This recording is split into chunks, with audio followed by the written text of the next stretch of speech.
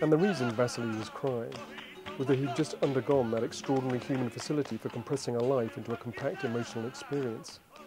7 times in 6 years of service in Afghanistan, Alexei had protected his back. And now, having survived all those years fighting the Pashtuns, Alexei was going to get shot in the back of the head by one of his own in a forest on the Costa del Sol, for no other reason than he was Vasily Lukyanov's best man.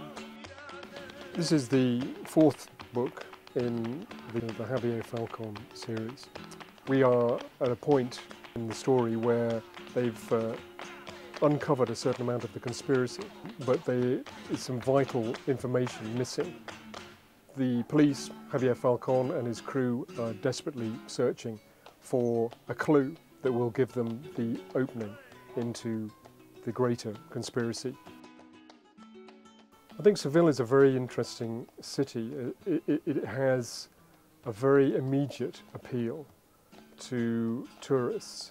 It's a very beautiful city, and there is a very powerful nightlife, and the Sevillanos themselves have what they call la vida de la calle, which means the life of the street. That's where life takes place for Sevillanos. And I was very intrigued by this. This place is apparently beautiful, and the people in it are apparently happy. Have they sort of found the solution to life?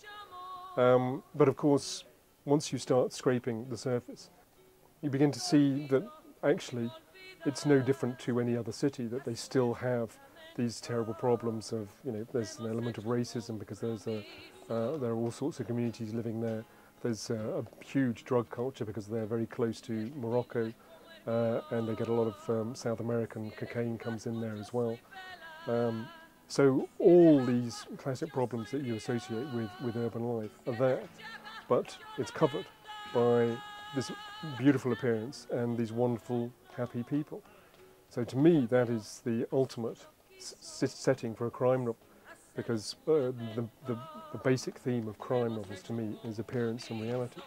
You can appear to be somebody, a very attractive person, but you can be a killer underneath it all.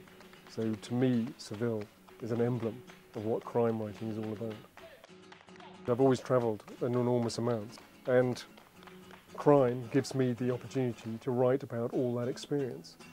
And the location gives me the initial inspiration. That sort of kickstarts the imagination. And then this sort of massive experience of meeting all these extraordinary characters in my life helps me put together some very imaginative people in very interesting and stressful situations.